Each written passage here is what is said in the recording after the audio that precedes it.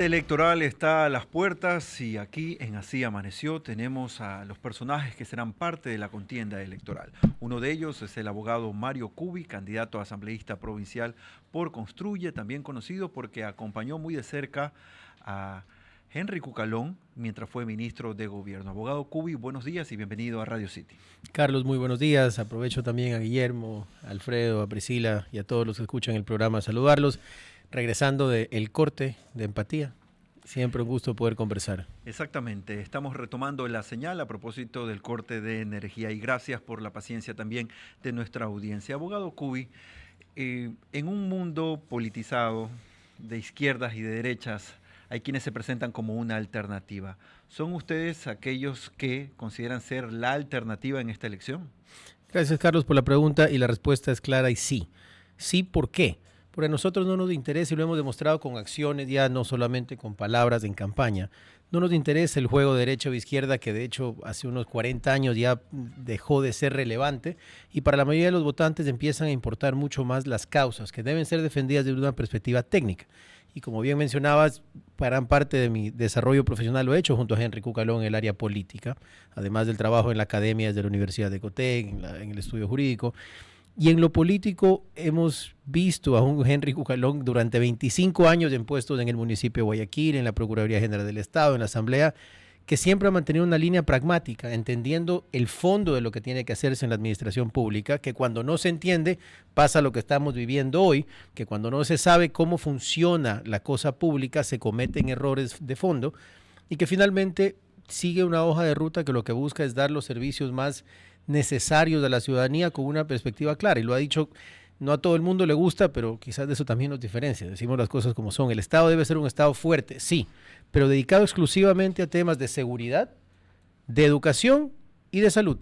El resto lo tiene que hacer el sector privado. El Estado no tiene nada que hacer, por ejemplo, hoy hasta vende planes de celulares. Pero la privatización, como muchas veces se considera parecer una mala palabra todavía para muchos sectores en el país. Excelente tema y hay que entender dos cosas claves. Primero, la diferencia entre el manejo privado y la propiedad privada. Por ejemplo, en nuestra Constitución el subsuelo es público, es del Estado, es de todos nosotros los ecuatorianos. Eso no significa que no pueda entregarse la administración a una empresa privada eficiente que genere plata con esos recursos y le deje buena cantidad de plata al Ecuador, en lugar de lo que pasa hoy con Petroecuador, que pierde plata este año y nos sigue sacando dinero a través de sindicatos y problemas. Entonces, no es privatizar y entregarle, por ejemplo, la carretera y la propiedad de la carretera privado, pero sí es concesionar las carreteras y los ecuatorianos que manejamos por el país, creo que ninguno va a dudar que la carretera, si vamos a la sierra de Quito a Ambato, es una maravilla, parece Europa. Así es. O de Guayaquil a Salinas, quizás no está tan bonita, pero está bastante bien. Usted cruza de Ambato o de la provincia de Tungurahua a Chimborazo, donde no les gustan las concesiones, y bienvenido a Chimborazo. Así es. Y no sé si quién maneja aquí de Guayaquil a Manta, pero uno entra, bienvenido a Manaví, ¡pum! Un hueco inmediatamente. Entonces, concesionar las carreteras no es que el privado va a ser el dueño de la vía, pero sí de la administración que nos permite, por ejemplo, en electricidad, que es el problema más crítico que tenemos hoy, que haya la inversión necesaria. Les voy a dar dos cifras sencillas que a veces duele escuchar. El Banco Mundial, que nadie lo compra, ni es que está a favor de la izquierda o de la derecha, sacó las cifras. 62.000 millones de dólares necesita invertir el Ecuador para cumplir con infraestructura básica hacia la Agenda 2030. Y a veces 2030 para algunos de nosotros son lejísimos, pero son 5 años. 5 años. Para que tengan una idea, el Ecuador este año no llega todavía a los 600 millones de dólares de inversión pública. Necesitamos 62.000 millones en 5 años. Sí, las matemáticas no mienten. Si seguimos con el modelo actual, quebramos. No solo se va a ir la luz como ahora, se va a ir el agua, no va a haber carreteras, los puertos y aeropuertos dejan de ser funcionales, excepto los que están concesionados y funcionan bastante bien. Entonces, respondiendo de manera concreta a tu pregunta, Carlos, ¿por qué somos la alternativa? Porque somos una forma de hacer política que no entiende de ideologías puras, sino de qué funciona y qué no funciona. Y que nos gusta decir la verdad, aunque a veces pese, aunque a veces nos cueste, hay que empezar a entender la verdad, porque si no seguimos con este cuento pensando que estamos bien y nos llega un palazo de 14 horas sin luz. Priscila. Son las 8:52 de la mañana, estamos conversando con Mario Cubi, quien es candidato a asambleísta provincial por Construye. Abogado, ¿cuáles son, con estas propuestas nuevas, las que llegan a la asamblea? ¿Con qué banderas ustedes llegan? Gracias, Priscila. 3 cosas importantísimas. Las primeras, las reformas constitucionales, que algunos ya están en proceso.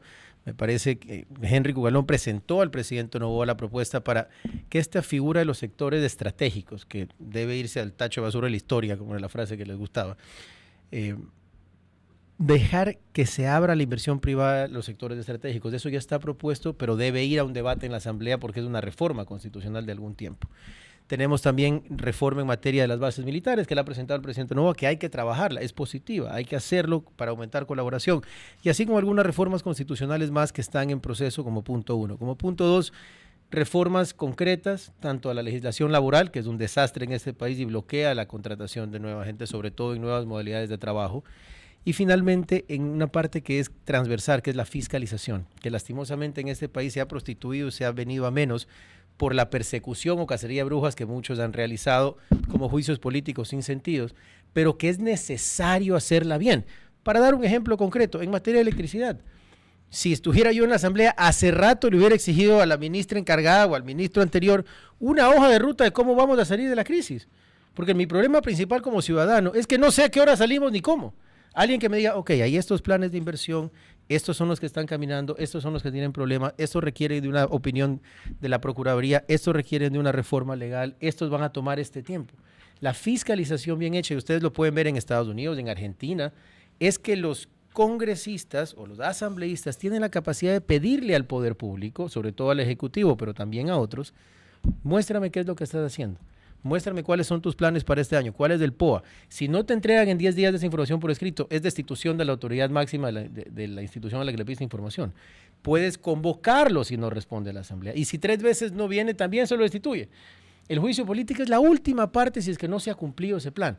Pero la fiscalización desde la Asamblea, con gente que entiende de derecho, es hacer que el poder público cumpla con su plan de trabajo. Y si ese plan no cumple las expectativas que la ciudadanía tiene, exigirle ajustes.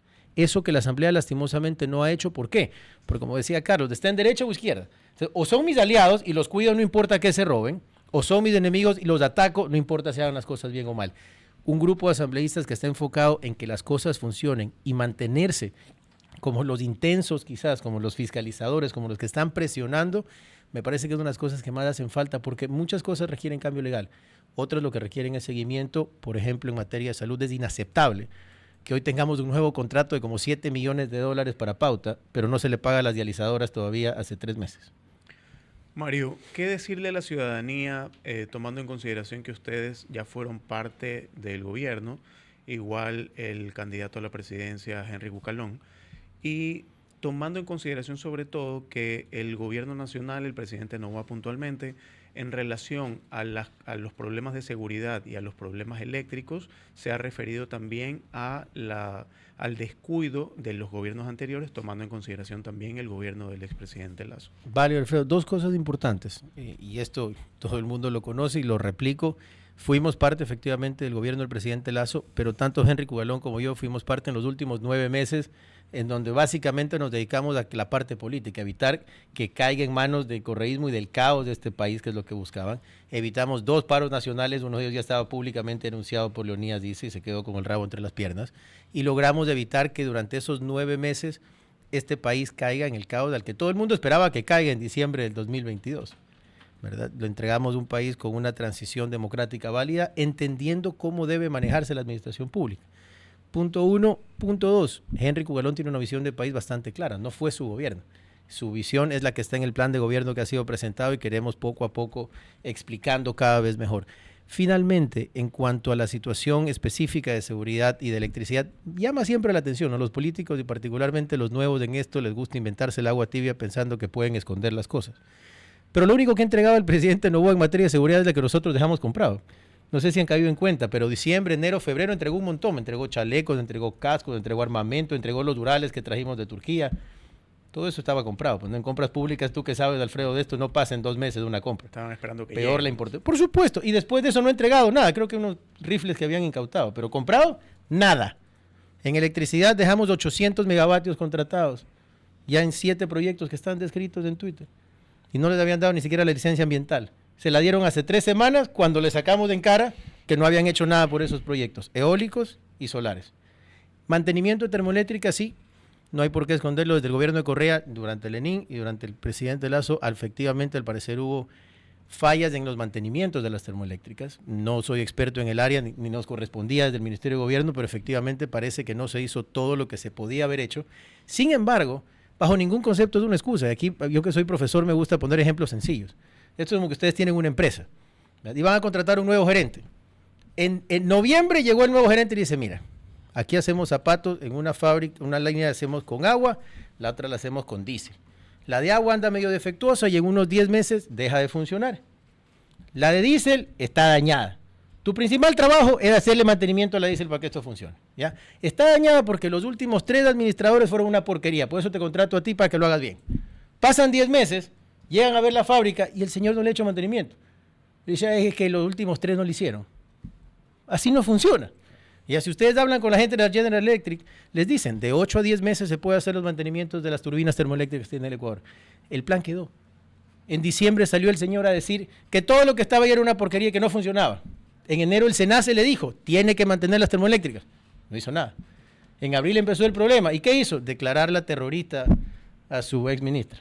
Entonces, yo no te voy a decir que no hay desde el gobierno de Correa. Oiga, pero con la ex ministra sí, dejémonos de cosas, sí la vi complicada. O sea, la señora no ayudó mucho. Vea, motivos políticos de la linterna puede ser, pero desde lo técnico, la realidad es que la decisión de hacer un mantenimiento amplio a esas áreas, de utilizar el dinero para eso, al menos de una parte, sabiendo la crisis que se venía, uno no puede quitarse esa responsabilidad.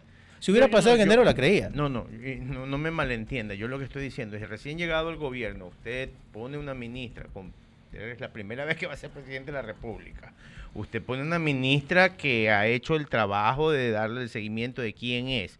Y resulta que la señora no sirvió, perdón la palabra, para un carajo. Se va a demorar por lo menos 3, 4, 5 meses en darse cuenta porque usted está aprendiendo. Me explico, o sea, Mira, voy a tomar el argumento y les voy a decir entonces a quienes nos escuchan, por eso no anden buscando a gente disque nueva que a veces uno se emociona, que no tiene idea qué hacer. El país está en crisis y necesita gente que sepa, por eso Henry Cucalón es largo la mejor opción. No le discuto pero Henry tampoco ha sido presidente. Me explico, o sea, yo creo que el país tiene que darse también una lavada de cara y darse cuenta de que esas 3 últimas administraciones o 2 últimas administraciones nos terminaron pasando la cuenta ahora. Que el señor, yo siempre lo he dicho en este micrófono, no es su culpa, su responsabilidad es solucionarlo. Pero esas 3 administraciones anteriores fueron un desastre en temas eléctricos. Y decir, ¿sabes qué? Yo dejo por escrito a ver si funciona. A mí, yo creo que el presidente Lazo también tuvo 1 año y pico donde pudo hacer muchas cosas. El presidente Moreno, en la última entrevista que estuvimos aquí, se lo dije. Señor presidente, yo le agradezco a usted que nos salvó del correato, pero no le puedo decir que nos salvó de estos apagones. Entonces, sí creo que todo el Ecuador tenemos que empujar para el mismo lado y llegar a un punto en darnos cuenta de que nos pasaron la cuenta al final del día. Para lograr eso hay que tener algo de claridad, de seriedad sobre qué es lo que pasa. Si ese análisis se hubiera hecho en el mes de enero, te lo compro. El problema es que esperamos 11 meses y a tener el incendio al frente para decir, tenemos que unirnos y hacer algo. Bueno, en la entrevista del fin de semana él lo dijo. Él dijo que cuando le preguntó el señor Cuesta, oiga, mi percepción es que ustedes pudieron haber hecho más rápido las cosas. Y él dijo, sí, la verdad es que sí. Pero hace pocos días seguíamos esperando a ver para dónde se iban las nubes. Uh-huh. Y hace 2 semanas me dijeron que ahora iba a tener 4 horas de corte, no tengo 14. Entonces a mí lo que me estorba es que parece que no nos quieren decir las cosas como son, que son crudas, que duelen, pero es la única forma de poder reconocer lo que está pasando y con eso construir soluciones pragmáticas y que funcionan. Si no, seguimos en esta especie de que ya se resuelve y ya viene y ya está, y así en todo. Pasa lo mismo en el sector justicia, que es otro donde hay que fiscalizar seriamente a nivel de la Asamblea. ¿Hace cuánto no tenemos a la Corte Nacional de Justicia renovada? ¿Cuándo fue? Hace más de 7 años no hacemos evaluaciones de jueces y fiscales de manera integral. Y en materia de seguridad, yo estoy convencido de que el problema está ahí. Pues no importa, y te lo digo, cuando fui viceministro, uno de los días más tétricos que he vivido fue cuando luego de un seguimiento fuerte se logró capturar una banda completa de secuestradores y de vacunadores de 13 tipos de Quito. Al otro día 11 estaban afuera. Entonces, si las Fuerzas Armadas declaramos la guerra, salimos y metemos a 60,000 presos, que son más o menos los que se estima que tienen los CDOs, y salen 50.000 al otro día libres porque la justicia sigue corrupta, no logramos nada. Entonces es reconocer con absoluta seriedad, usando ejemplos de lo que dijo Milei, ¿no? Cuando llegó y dijo, no hay plata, punto. No hay y hay que ver cómo hacemos. Ese al menos es un punto de partida, pero requiere decir la verdad, aunque cueste un poco de votos. Por eso le decía, hay que lavarse la cara para todos entender la situación actual. El De acuerdo. análisis, la opinión y también las propuestas de Mario Cubi, candidato a asambleísta por el Movimiento Construye, aquí en Así Amaneció, hablando precisamente de lo que se viene en esta contienda electoral. Gracias, abogado Cubi, por estar con nosotros. Gracias, Carlos. A Son todos. las 9:02 de la mañana.